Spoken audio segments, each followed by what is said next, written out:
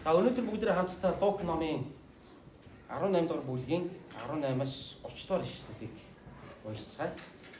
Лук 18 дугаар бүлгийн 18-аас 30 дугаар ишлэл. За би та бүхэнд чанга уншъя. Нэгэн удирдагч түүнээс сайн багшаа мөн хамиг өвлөн авахын тулд би юу хийх ёстой вэ гэж асуув.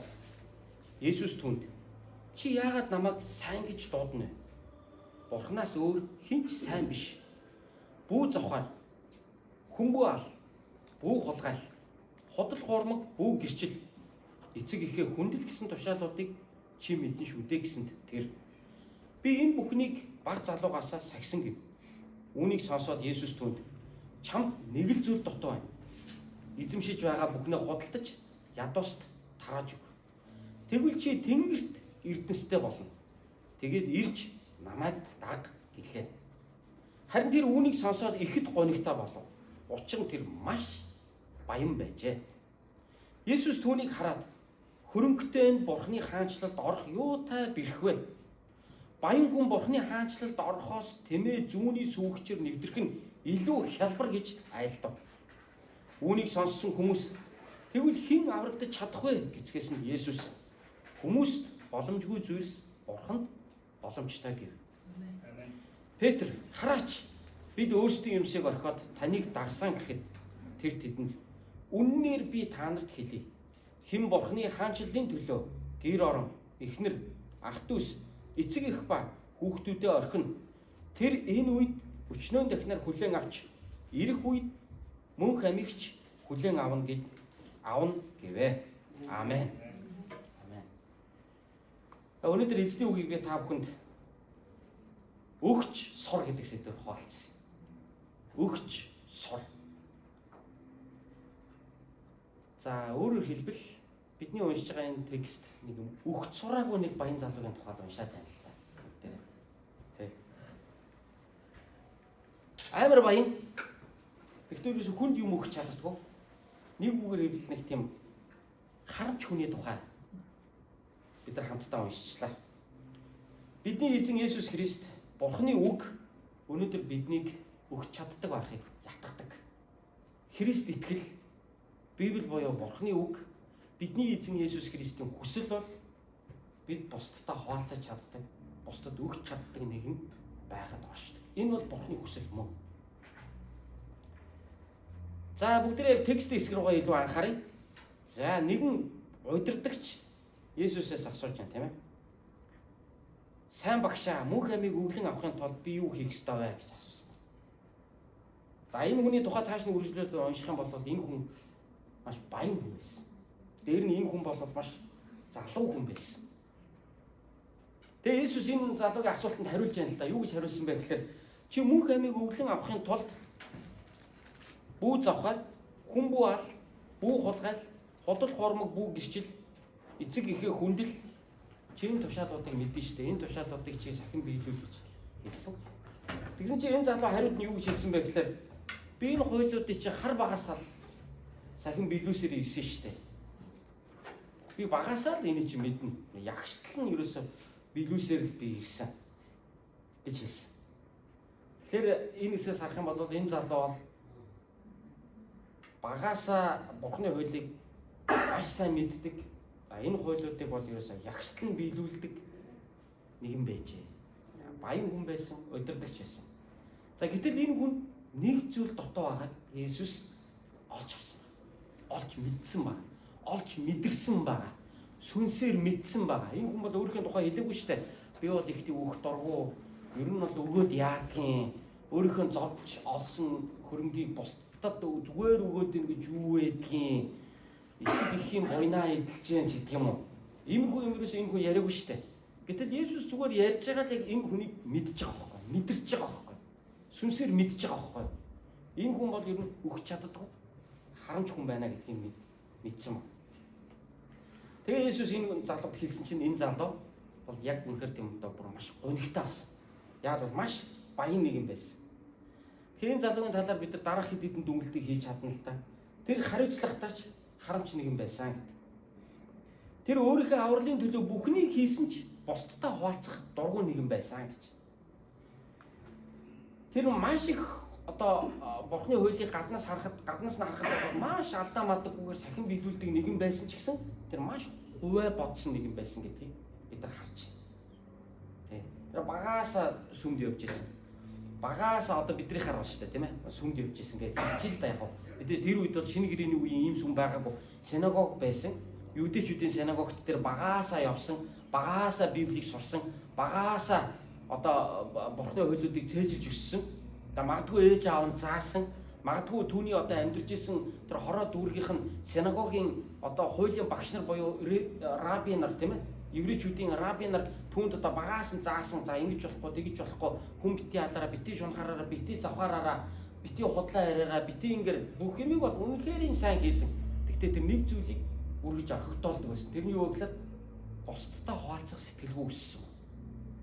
Өөрийнхөө зүгээс бол одоо бурхан таалагдах мөнх амийг өвлж болох одоо бүх юмыг л энэ залуу бол аягүй сайн хийгээд байгаа. Гэхдээ бусдад өгнө гэдэг юмыг бол энэ хүн ерөөсөө сураагүй нэг юм байсан. Тийм учраас Есүс үүнийг нь хараад чамд нэг юм дотоо.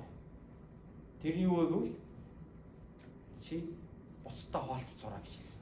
Яг бусдтай хуваалцах сураа гэж хэлээгүй л дээ, зүгээр Есүс бол нэлээд тийм одоо хүчтэйгээр хэлж байгаа. Юу вэ гэхээр чи эд хөрөнгөө бүгдийн зараад ядуус өгөөд ирж намайг тах гэж хэлж байгаа. Хийж одоо бүр хийх дургу, хийж чадахгүй юм Есүс бол үнэхээр албаар чичиж хэлж байгаа юм л да. Гэтэ үнэхээр энэ зүйл бол энэ залуугийн хувьд бол хамгийн одоо суралцах шаардлагатай амьдралынх нь хэсэг бол яг энэ хэсэг байсан. Тийм учраас Есүс түүнд ингэж хэлэхэд энэ залуу бол одоо яг тэр хэсэг дээр ирэнгүүтээ огт сураагүй зүйл нь байсан учраас царай бүр ингээ хувраад сонирн болоод үнэхээр одоо уруу царайлаад тэгээд тэндээс одоо Есүсийг бол орхин отсон. Энэ байдлыг Есүс Христ харахтаа юу гэж хэлсэн бэ гэхээр баян хүн Тэнгэрийн хаанчлалд орох нь тэмээ зүүнээс өвгчээр нэвтрэхээс ч хэцүү юм а гэж хэлж байгаа. Амар үг хэлж байгаа шүү. Тэмээ зүүнээс өвгчээр ер нь нэвтэрч болох уу? Болохгүй шүү дээ, тийм. Болохгүй. Яагаад ч тэмээ зүүнээс өвгчээр орж чадахгүй байхгүй. Тэгэхээр баян хүн Тэнгэрийн хаанчлалд орох нь үүнээс илүү хэцүүгээ хэлж байгаа байхгүй. Тэгвэл ерөөсө боломжгүй л гэсэн үг шүү дээ энэ чинь. Ямар ч боломжгүй гэсэн утгатай байхгүй. Тэгвэл энийг сонсч ирсэн шавнар нь болон тэнд байсан бусад хүмүүс хараад тэгвэл ер нь хэн аврагдчих чадах юм? Ер нь аврагдах хүн байгаа мó? Яг тэр Есүсийн авсан энэ жишээ, энэ зүйрлэл өөрөө айгүй хүнд зүйрлэл. Хүнд жишээ аваа ярьчихж байгаа байхгүй Есүс. Тэмээ ийм жижигхэн зүүнээс өвгчээр явж орно гэдэг чинь юу гэсэн үг? Ямар ч боломжгүй зүйл шүү дээ. Тэгвэл баян хүн бурхны хаанчлалд орно гэдэг нь тэрнээс ч хэцүүгээ хэлчихэр чинь. Гэхдээ ер нь баян биш хүмүүс ч гэсэн ер нь баг аврагдаж чадахгүй тэгвэл ер нь. Тэгээ баян хүн тэгж хэлж байгаа юм бол баян хүнийг тэгж хэлж байгаа юм бол баян биш хүмүүс хүртэл ер нь аврагдах боломж байхгүй биш үү? Тэгсэн чинь Есүс хариуд нэг сонирхолтой зүйлийг хэлж байгаа. Хүмүүс боломжгүй зүйлс бурхан боломжтой байт юм аа гэж хэлж байгаа. Сайн үгэлж байгаа. Тэгсэн чинь Петр хэлж байгаа юм л да хараач тий эзэн бид бүхнийг орхиод таныг дагсан штэ. Тэгээ бид нар яах вэ гэж. Есүс Петр бол энэ баян залуу шиг тийм баян хүн бол байгаагүй зүгээр тухайн үеийн еврейчүүдийн одоо дундч давхархын шиг ч юм уу эсвэл дундчаас арай доогуур давхархын ч юм уу нэг тийм загасчин хөдөөний залуу байгаа шүү дээ. Тэг чи амьдрал нь бол ерөнхийдөө л нэг юм эгэл борох шүү. Тийм л нөхөр байсан. Тэгээд Петр бол юу гэсэн гэвэл бид нар бүгдийг орхиод ажил амьдрал одоо юу гэдэг юм те эхнэр хүүхэд гэр бүл бүх юмаа орхиод таныг дагсан шүү дээ гэж. Бидний хувьд яах вэ? Нэг бол амар баян хүний тухай яриад байна те. Тэгээд тэр баян хүн аврагдана гэдэг нь тэмээ зүүнээс өвгчээр орхоос хэцүүгээ хэлсэн. Тэгвэл бүр амар ядуу байх хэрэгтэй юм. Дундуур нь байгаа хүмүүс яах вэ? Жишээ нь би яах юм? Би бол энэ тултал баян биш л те. Тэгвэл би таныг орхиод дагж байгаа байхгүй гэж. Тэгэнгүүт Есүс юу гэж хэлж яана гэхээр үннээр би та нарт хэлье.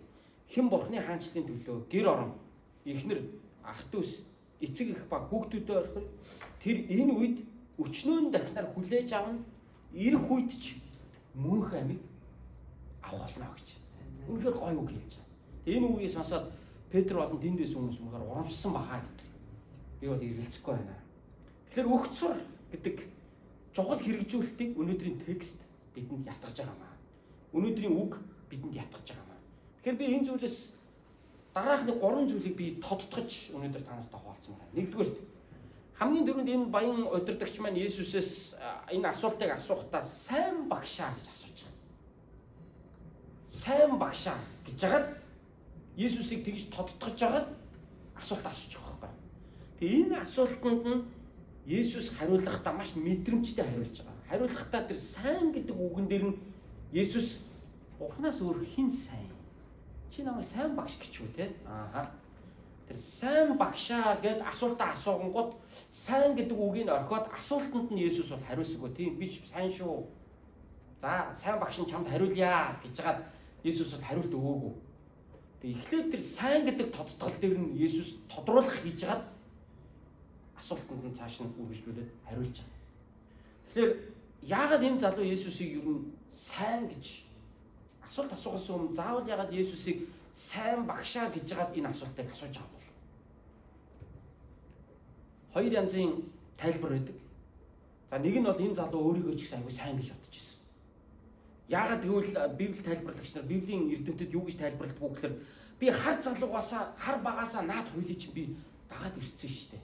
Тэгэхээр Библи мөнх амиг бол ер нь баг өвлчих гээд байгаа юм зү. Би сайн байгаад байгаа юм зү.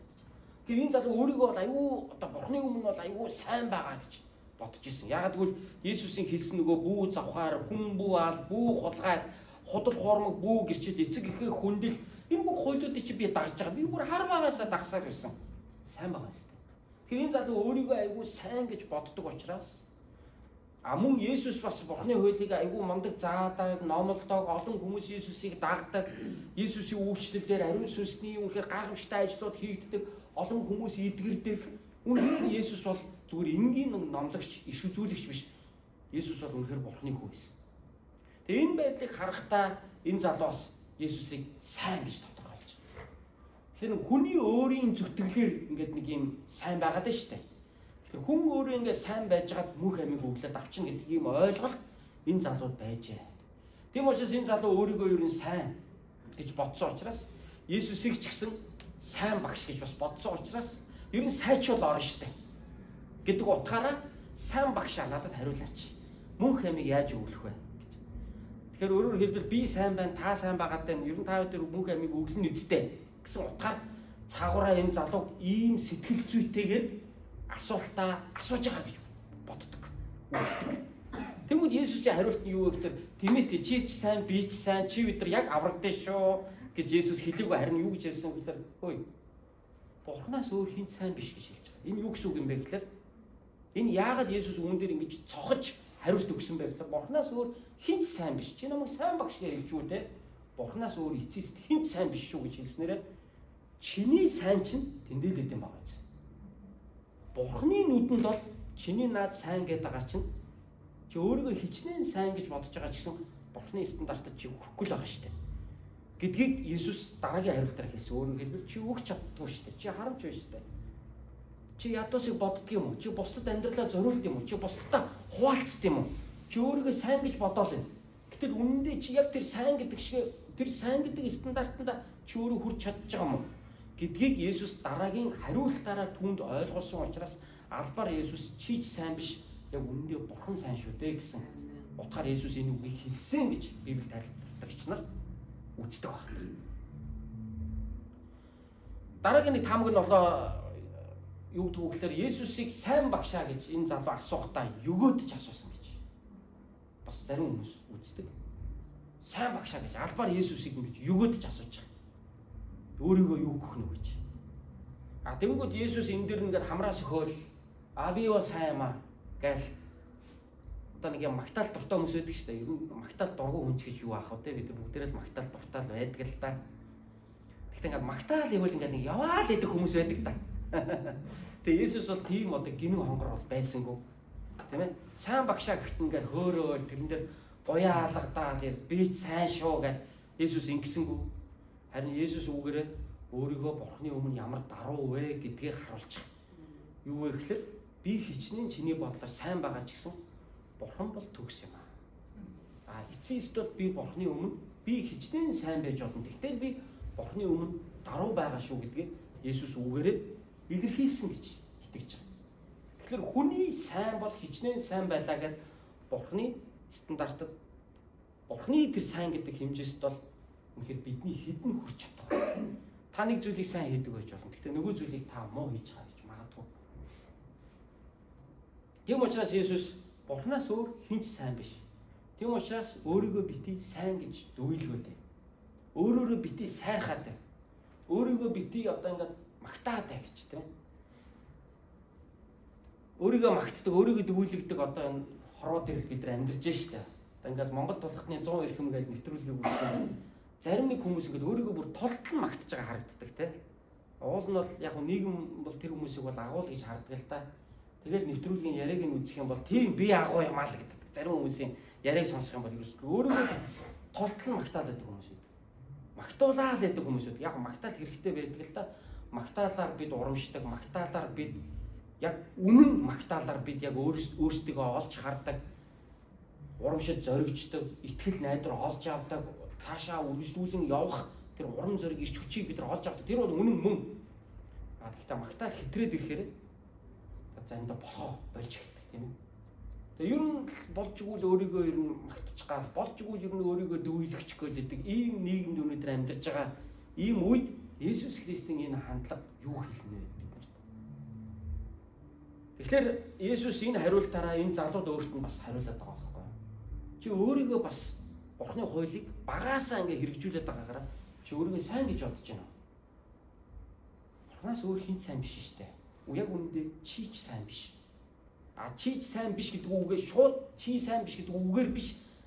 Дараагийн асуултанд нь хариулж байгаа хариултаараа Есүс өөрт нь ойлгуулчихж байгаа. Тэр нь юу вэ гэхээр чамд нэг л зүйл дутуу байна. Чи хөрөнгөө зараад ядуус өг. Тэгвэл чи жиггэн сайн байх гээд байна гэдгийг Есүс хэлж байгаа байхгүй. Тэгвэл энэ залуу тэгж чадахгүйгээ мэдэнгүүтээ яг үүндээ би ч гэсэн Бурхны өмнө Бурхны стандартад хүрхэж тийм сайн биш байна гэдгээ энэ залуу ойлгоод эндээс явсан болов. Яг үүндээ Есүсийн Бурхнаас өөр хэн сайн биш штэ гэдэг үгийн утгыг энэ залуу өөрөө өгч чаддгүй гэдгээ өөрөө харамч гэдгээ мэдэх үедээ нэрэл Бурхан сайн да. Би Бурхны тэр хэмжээнд бол очиж чадахгүй юм байна да гэдгээ энэ залуу ойлгосон байх та. Гэж харж. Есүс хоёрдугаарт нь өнөөдрийн энэ текстэн дээрээс миний онцолж ярмаар байгаа зүйл юу вэ? Есүс энэ залууд бол яг дутуу юмыг нь цогж хэлсэн. Яг дутуу юмыг нь цогж хэлсэн. Магадгүй өмнө нь хин ч энэ хүнд чи өгч чаддгүй штэ гэж хэлж байгааг байх. Магадгүй. Энэ залуу бол өөрийгөө бүхнийг бүрэн сайн хийж байгаа гэж бодож ирсэн.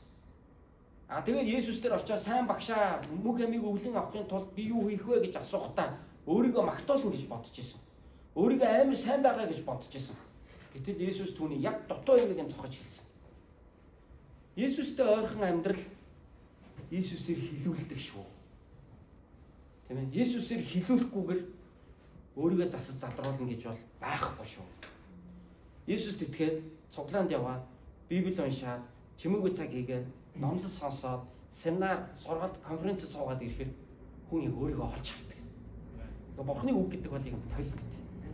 Тэгээ бид яг тойлонд өөрийгөө хараад тэгээ одоо үс гизэг ямар байгаа, нүүр ам ямар байгаагаа хараад ингээд застагтай адилхан Библи бол бидний сэтгэлийн тойл. Тэгээ бид Библийг унших үедээ яг өөрийнхөө яг болохгүй байгаа хэсгийг олж хардаг. Өнөөдөр Есүс яг таны хажууд сууж байгаа чиний тэр чинь тэгээд ингээд яг одоо юу гэдгийг шууд дуу хоолойгоор чихэнд чинь хилчихгүй ч гэсэн Христ итгэлийн амьдрал өөрөө таны алдаа оноо гэж хэлээд өгдөг. Та цуглаанд явж явах та Библийг уншиж явах та бусад итгэлийн ах дүүс нартаа нөхөрлж явах тэндээс өөрийгөө яг өөрийнхөө яг дутуу хэсгийг олж харж эхэлдэг. Ичиж эхэлдэг. Өөрөөсөө ичиж эхэлдэг. Тэгээ гимшиж эхэлдэг. Тэгээ өөрийгөө засаж залруулахыг хичээж эхэлдэг байна. Тэгэхээр Христэд итгэлийн амьдрал гэдэг бол Христтэй нөхөрлийн амьдрал гэдэг бол Христийг дагах одоо Христийг дагах дагалдагчийн амьдрал гэдэг бол Есүсээр болохгүй байгаа ямаа хэлүүлдэг л амьдрал шүү дээ. Одоо болохгүй байгаа ямаа хүнээр хэлүүлэх дургүй хүмүүс бол байдаг шүү дээ, тийм. Тас хөөхтэй өмөрөөл, тас өөрийгөө өмөрөөл, тас одоо нөгөө юу одоо нөгөө нөхрийгөө ч юм уу эхнэрийгээ тас өмөрөөл ингээд идэг хүмүүс. Яг амьдрал дээр бол та тэгж болох юм, тийм. Гэхдээ та Бурхны өмнө өөрийгөө өмөрч болж чадахгүй. Тэр Бурхан бол яг л мэддэг. Бурхан бол бидэрт яг л хэлдэг. Би олон одоо номлол дээр энэ жишээг ярьж ирсэн. Тэгээд та нар бас сонсоогүй байсан байж магадгүй би бас та нарт ярмаар байна. Нэгэн номлогч номлын дадлага хийж гинэ. Тэгээ номлын дадлага хийхдээ юм ногооны талбай дээр очиод тэгээ байцаануудын өмнө ингээ номлож гинэ. Нөгөө байцаануудаа ингээ өөдөөс нь ингээ сандал дээр ингээ игнээ суудсан байгаа. Тэгээ мөр мөрөөрөө тархицсан байцаа байгаа шүү дээ. Чи сандал дээр игнээ суудсан одоо хүн гэж бодоод ногооны талбай дээр очиод номлогч одоо номлын дадлага бүтэн 7 хоног хийж гинэ. Тэгээ бүтэн сая өдөр цуглаан дээр яриад нөгөө ч номлож байхдаа гимшцгээ байцаануудаа гэдэг. Тэгтлээ л одоо дадлах хийсэн биз дээ бүр хүмүүсээ баг байцаа болгож хартлаад номлолцсон байж дээ тий. Гимшцгээ байцаануудаа гэж хэлсэн гинэ.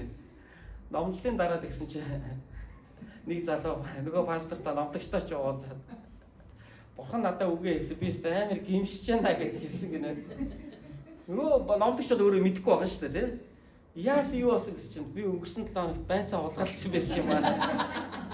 Тэгээд чи өнөөдөр яг таны номлоор дамжуулаад гимшцгээ байцаануудаа гэж хэлчлээ гэж тий. Тэр хүнийг тэр номлогч бол тэр хүнд нь тааруулж бол хэлээгүй шүү дээ. Мэдэхгүй байгаа. Тэр хүний цаад амьдрал юу гэдгийг мэдэхгүй байгаа. Гэхдээ бурхан мэдэн шүү дээ. Бурхан хэрэгтэй үед хэрэгтэй үгээ ямар нэгэн арга замаар хэлтгэл байхгүй. Ялангуяа Библийн сургаалаар дамжуулж, номлолоор дамжуулж хэлтгэл байхгүй юу? Манай цуглааны Монгол дахь Британий урт цуглааны маань санхүүгийн ажилтан байсан Гана гэдэг эмэгтэй их сургуулийн багш хүн л дээ. Тэгээд сургуулийнхаа нэг ажилтанд сайн мэдээ тараагаад цуглаанд дагуулж ирэхгүй юу? Тэгээд анх дагуулж ирсэн өдөр тэгээд би номлолоо. Тэгээд за би номлос. Тэгэн чинь номлолын дондор нөгөө дагуулж ирсэн шинэ хүн л ингээл нөгөө өөрийг нь цуглаанд дагуулж ирсэн Ганараа ингээл муухай хараад исэн гинэ ингээл нүдэрээ ингээл нэг ширэг татна гэж ярьдаг шүү дээ манай монголчууд ингээд ширэг татаа суугаад ирсэн юм байна л да. Тэгээ цуглаан дууссаны дараа нөгөө шинэ эмэгтэй чи ганаад хэлсэн баа.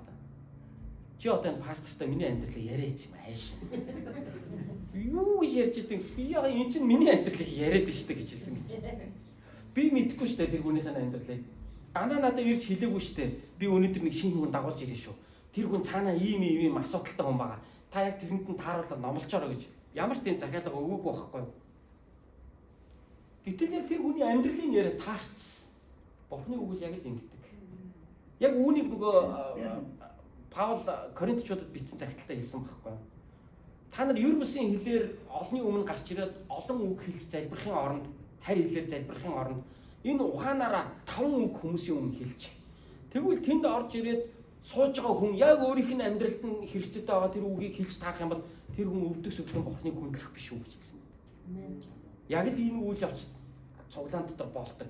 Олон хүн цуглаанд ирээд энэ хорвоогоос хизээ сонсоогүй үгээ сонсдог.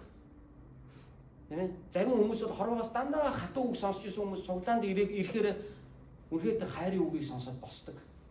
Зарим хүмүүс бол хорвоогоос дандаа нэг пялдагцсан үг сонссоор хагаад энд ирээд яг үннийг сонсдог. Тэгэхээр хүний нөхцөл байдал өөр л дөө. Тэгэхээр нөхцөл байдал болгонд нь бурхан хүн болгонд тааруулж үгээ хэлдэг.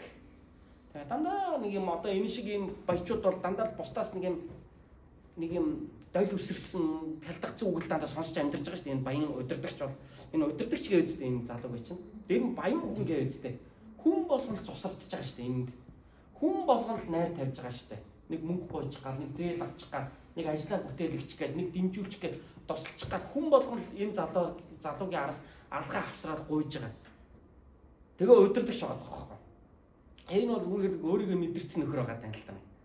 Манай монголчууд нэг иймэрхүү хаач ицсэн нэг өөрийгөө мэдэрсэн нэг хүнээс айдаггүй өөрийгөө болж ин гэж бодцсон нөхдүүдий чинь даам гарцсан нөхөр гэж ярьдаг үстэй те. Нэг даам гарцсан нөхөр энэ байгуулах нэг ширхэг байна. Нэг даам гарцсан нөхөр энэ гэр бүлд нэг ширхэг байна. Хин ч хэлдэггүй те тэрэнд нь харцаар нь гарын хөдөлгөөнөөр нэг үг хэлэхэд л ерөөсө бүгд тэр хүнд л үйлчилж идэг. Байгууллага дотор нэг даам гарцсан хүмүүс байдаг. Гэр бүл дотроо даам гарцсан хүүхдүүд байдаг. Гэр бүл дотроо даам гарцсан аав эсвэл ээжүүд ээж идэг. Эсвэл одоо юу гэдэг юм хамт олон дотроо нэг даам гарцсан нөхдүүд байдаг. Тэгээ үнэн үг сонсдоггүй. Тэгээ үнэн үг хэлсэн хүнд бол юу лээ? Үхэр усан хүнд нохоо өшөөтэй үнэн үг хэлсэн хүн өшөөтэй гэж хэн нэгэн үннийг хэлчихээр уурна. Ууртай. Дургу. Ажлаас нь хална.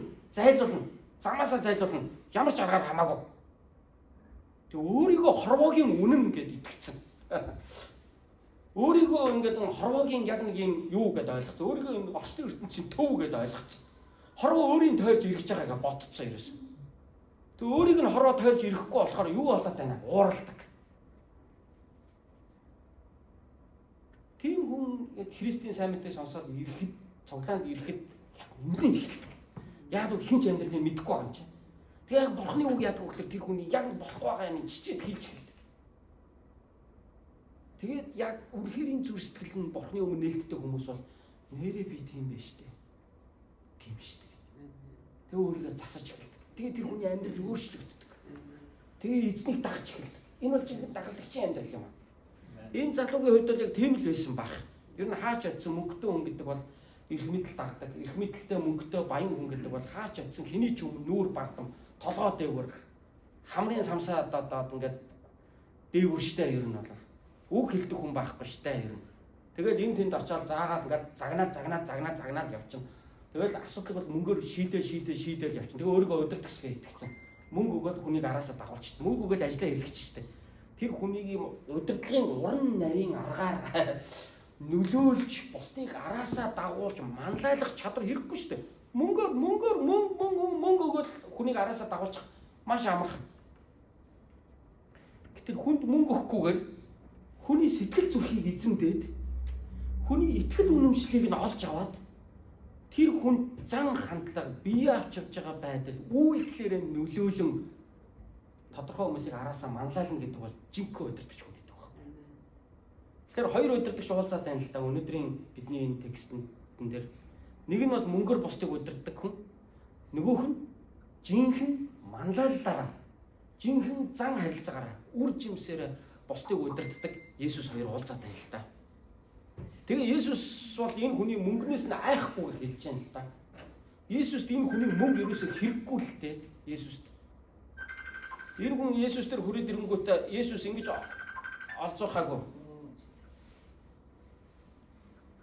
Мөнгөтэй хүн намайг дагаад хүрээд ирлээ.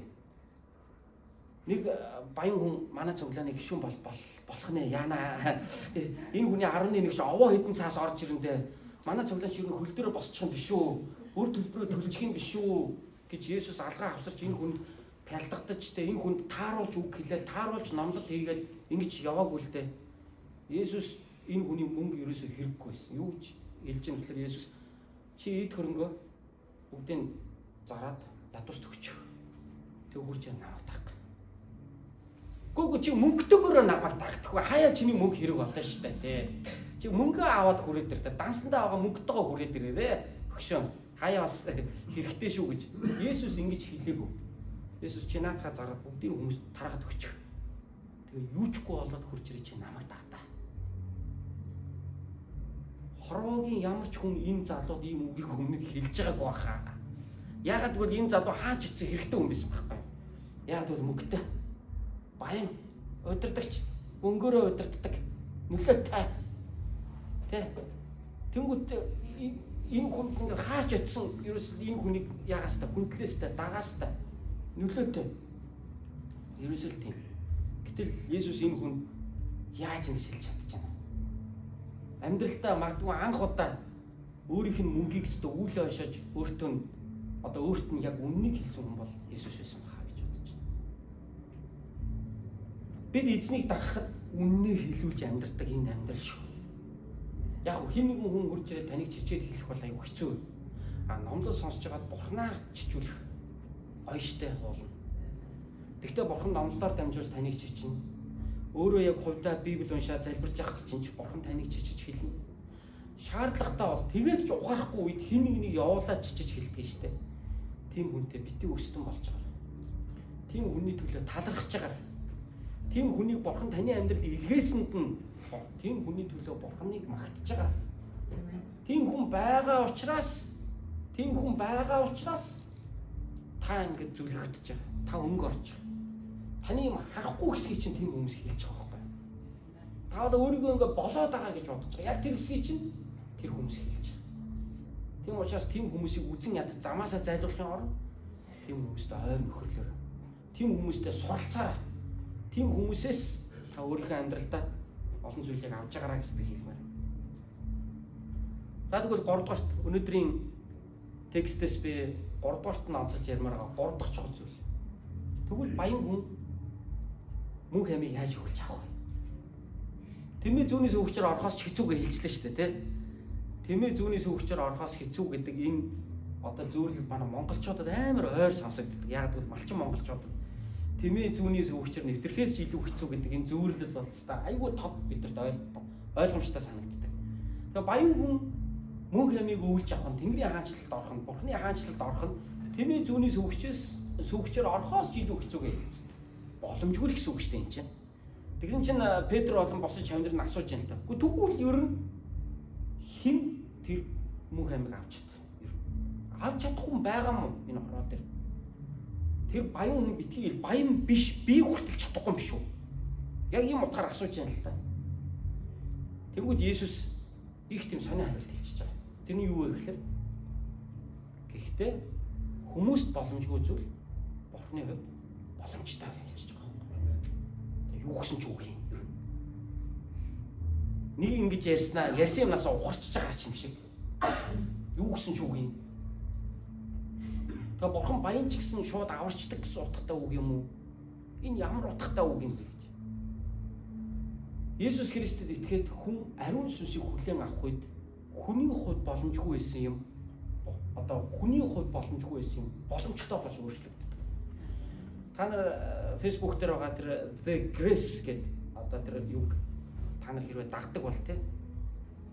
Үнэхээр боломжтой гэж юу гэсэн олон стоккод явж байгаа тий. Миний номлоос ч гэсэн хаяа оруулаад тавьсан харагддаг шүү дээ тий. Та нар тэрийг ороод харах олон янзын хүмүүсийн амьдралын гэрчлэл архичин байж байгаа архиа авахаа болсон амьдрал нь үнэхээр дампуурсан байж байгаа үнэхээр амьдрал нь өөрчлөгдсөн олон хүмүүсийн одоо жишээ гэрчлэлүүд тэрэн дээр орсон байдаг. Та нар сонирхож үзэж байгаарай. Үнэхээр боломжтой гэж. Үнэхээр тэр боломжгүй зүйлсүүд боломжтой болоод өөрчлөгдсөн байгаа харагдаж байгаа юм. Тэгэхээр Есүс Христийн дотор боломжгүй зүйл гэж байхгүй байна. Тэгэхээр итгээрэй те. Юу гэхээр Христэд итгэдэг хүмүүсийн нэг онцлог байдаг. Тэрний юу гэхээр хороо дээр боломжгүй гэж харж байгаа зүйл олон байдаг. Тэгэхдээ Христэд итгэгч нар Бурхны хүчинд итгэдэг учраас бүх юм боломжтой гэж итгэдэг. Боломжтой гэж бид итгэдэг. Том хүн маань одоо намар коллежид орох гэж байна. Нью-Йоркийн ер нь бол нэлийн дээгүүр жагсдаг коллежуудын нэгэнд нь шалгалт өгөө тэмцсэн. Маш их баярлж байгаа, бахархаж байгаа. Төлбөр төлөх шаардлагатай. Олон мянган долларын төлбөр төлөх ёстой. Тэр мөнгийг хаанаасаа төлж яана гэж ихнэр битээр ярьж байгаа. Хүүхдээ ер нь төлбөр багтаа сургуульд оруулдагч байж үдээж гэж ярьж байгаа. Тэгээ битээр юу гэж ярьж байгаа вэ? Бурханд итгэе. Манай гэр бүлийг Бурхан энэ газар авчирсан. Хүүхдүүдийн минь төлөө Бурхан юу хийхийг хоёлаа одоо харъя. Бид нар үргэлж нөхцөл байдалтай тааруулж хэдий болтол ингэ дандаа доогуур сэтгэж амьдрах юм бэ? Бурхан ямар агуу зүйл хийхийг хоёлаа харъя. Бурхан хангана, Бурхан ивэнэ. Бурханы ивэлд итгэе гэж ярьж байгаа. Хүмүүс боломжгүй зүйл Бурханд бол боломжтой байдаг. Итгэршгүй өвчин Бурханы хувьд итгэх боломжтой байдаг. Санхүүгийн боломжгүй асуудлууд Бурханы хувьд боломжтой байдаг. Бүтшгүй ажлууд Бурханы хувьд бүтэмжтэй байдаг. Чадахгүй зүйл Бурханы хувьд чадах зүйл болж өөрчлөгддөг. Тэгэхээр Библиэлд боломжгүйгээс боломжтой болсон олон итгэлийн түүхүүд Библиэлд гардаг штэ. Тийм учраас үнэхээр энэ аврал авахд баян хүн ч гэсэн боломжгүй гэж харагдаж байгаа юм бол тэгвэл хэн аврагдаж чадах юм бэ гэж ярьж байгаа бол харин Есүс хэлж штэ. Бурханы хувьд боломжтой. Тэгвэл яаж боломжтой болтой? Үнэхээр эзэнд итгэж зүр сэтгэлдээ эзний ариун сүнсийг хүлээж авсан хүн бол хэдий баян байсан ч гэсэн өөрийнхөө итгэл найдрыг эд хөрөнгөндөө биш Бурханд тавьж сурдаг. Энэ бол боломжтой зүйл. Баян хүн Бурханд итгээд өглөгч болж өөрчлөгдөх боломжтой зүйл. Тэнгүүд олон хүн хоосорчин гэж айдаг. Гэтэл Бурхан бүр нэмж өгч байгаа. Тэр хүн хоосрох биш, бүр нэмж өгөгдөж байгаа. Маш олон зүйлсүүд байна. Би энэ CAT гэдэг компани эзний тухай сонсч байсан. CAT гэдэг одоо энэ уул уурхайн тоноглох хөрөмж машин механизмын компани байгаа шүү дээ. Шар машинууд байгаа шүү дээ. Том ачааны машинууд, том экскаваторууд тий. CAT компани захирал 11 өгснөөр Бурханаар өрөвдөж түүний бизнес үнэхээр тэлсэн гэж байгаа юм.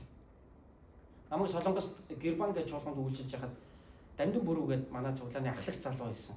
Үнэхээр бизнес нь амжилттай. цуглаан дээр үнэхээр 11 эзэнд өргөдөг. Тэгээ тэрүүгээрээ ч өөрөө маш их өргөддөг.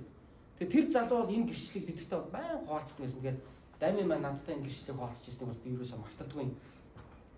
Тэгээд 11 өгчнөр тэр бизнесийг хийлгээс гарна. Улам илүү тэлж улам илүү өргөдөж ирсэн.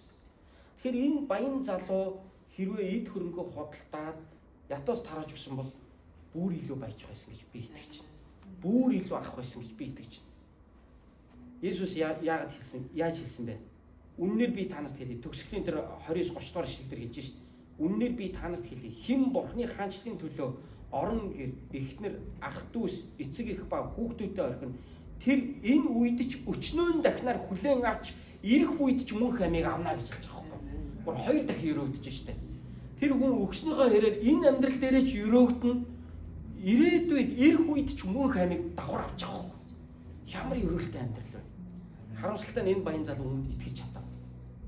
Харин өнөөдөр энэ гайхамшигт итгээд явж байгаа дэлхийн алдартай баячууд бол олон байна. Тэгэхээр харж байна уу? Хүний хувьд боломжгүй зүйл Бурхны хувьд боломжтой гэдэг нь тэр олон баячуудын амьдрал өнөөдөр гэрчиж харуулж штэ.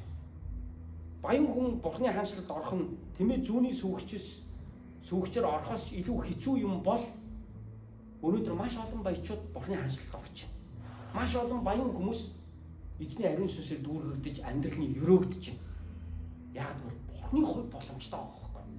Бурхан тэдний сэтгэл зүрхийг өөрчилж байгаа байхгүй. Тэгээд тэд өглөгч болж байгаа байхгүй.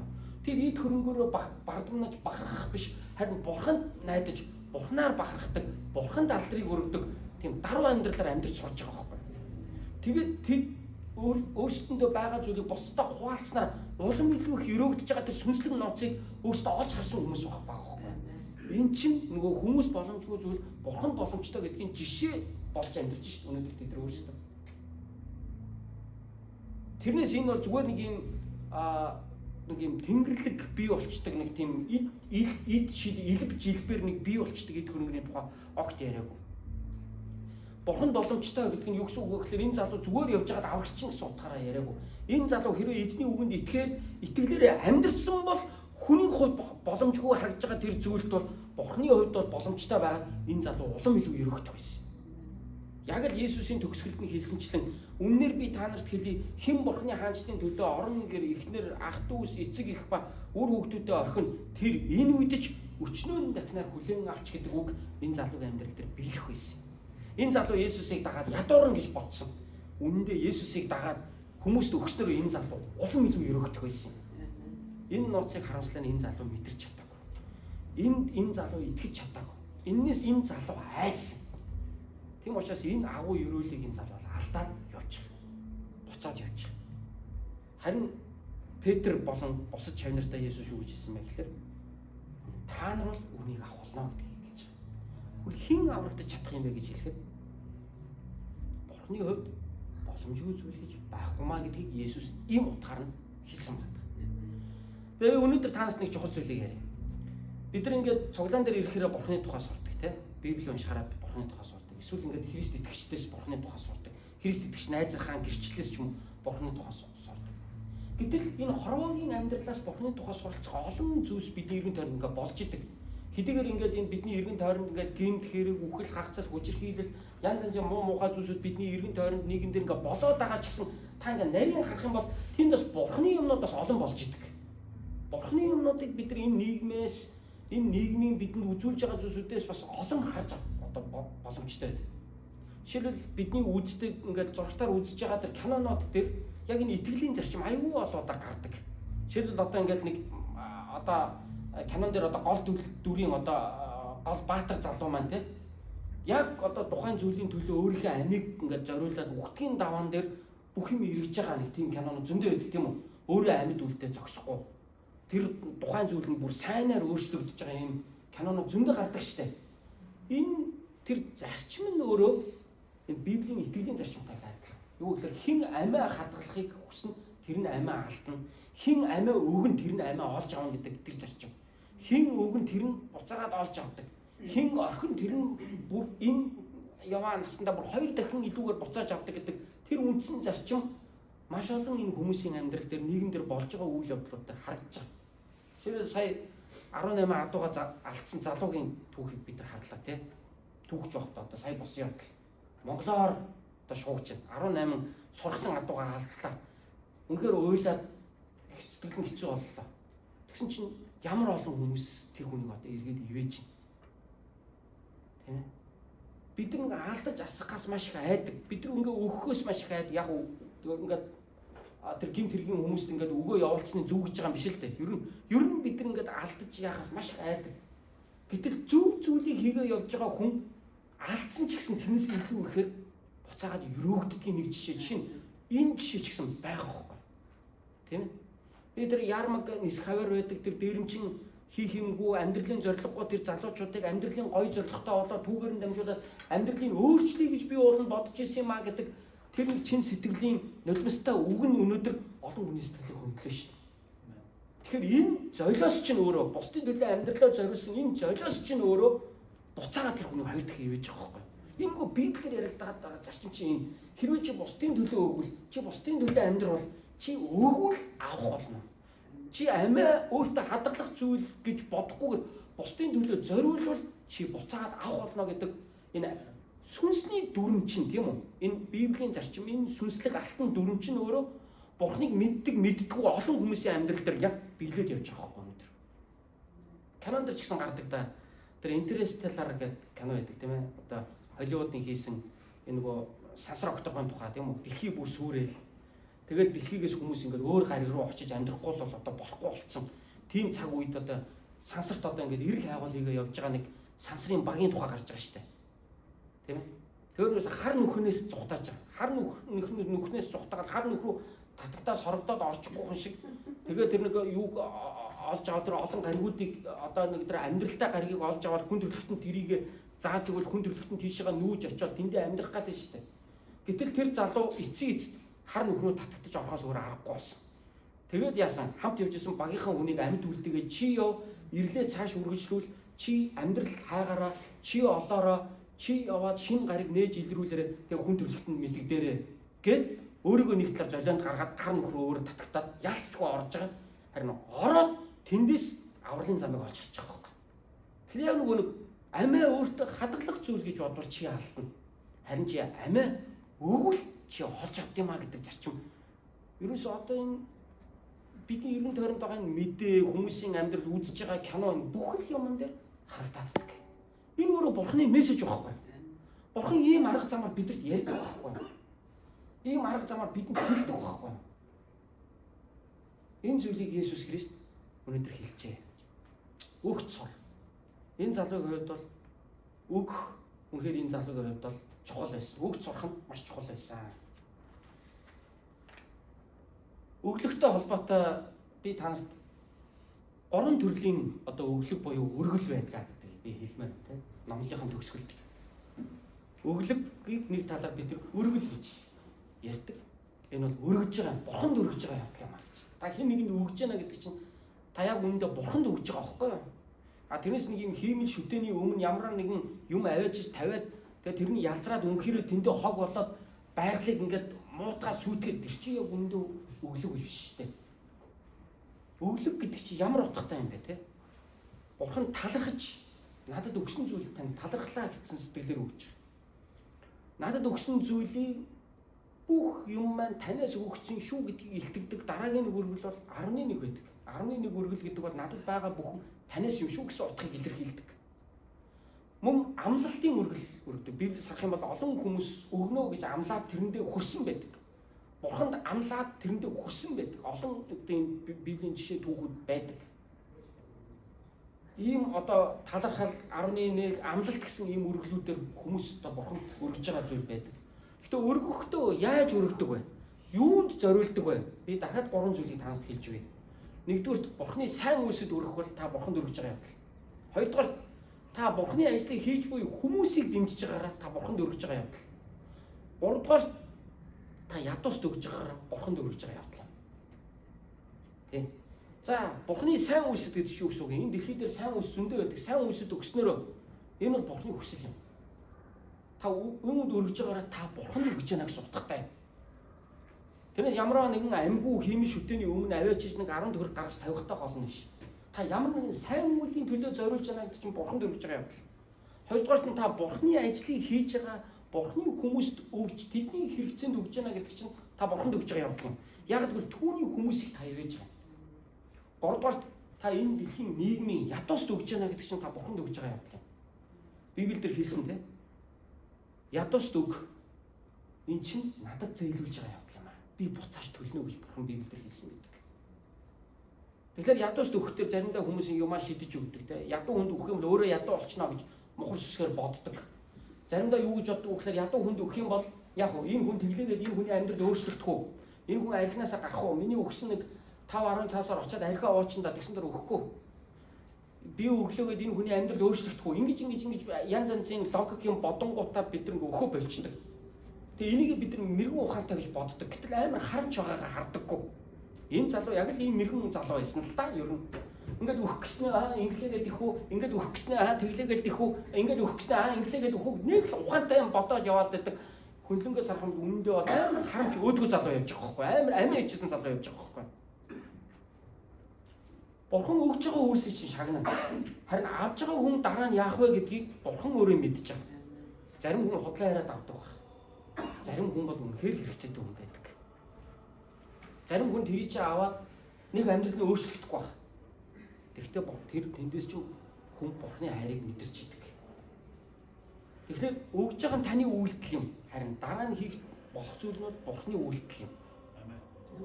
Тийм болохоор бид нар үүнийг бодож эзэнд өргөж явах нь чухал байна гэдгийг өнөөдөр та бүхэнд хэлье. Тэгэхээр өгөх амьдрал гэдэг бол итгэлийн амьдралын нэг том элемент юм шүү. Өгөх амьдрал гэдэг бол итгэлийн хүний амьдралаас гардаг нэг том үр жимс юм шүү. Тийм учраас өгч сураарай. Хамтдаа залбирцгаая.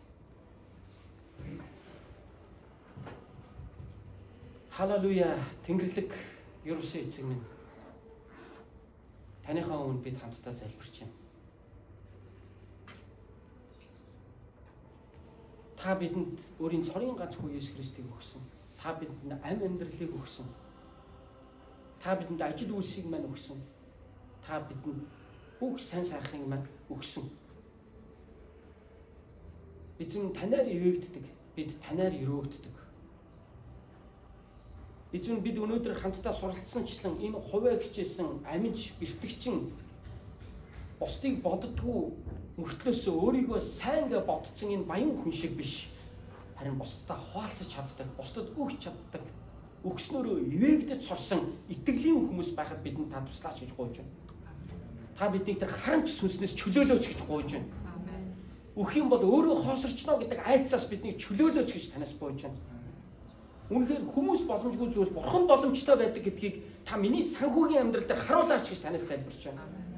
Өнөөдөр энд санхүүгийн бэрхшээлтэй гэр бүлүүд байгаа, санхүүгийн бэрхшээлтэй хүмүүс байгаа бол их эзэн минь та тэднийг чөлөөлөөч. Та тэднийг өгөөмөр зүрхээр өрөөгөөч. Тэгээд та тэднийг шагнадаг гэдгийг харуулаач гэж гуйж байна. Баярлалаа Бурхан. Алдар нь танд байх болтугай эзэн Есүсийн нэрээр залбирлаа. Аамен.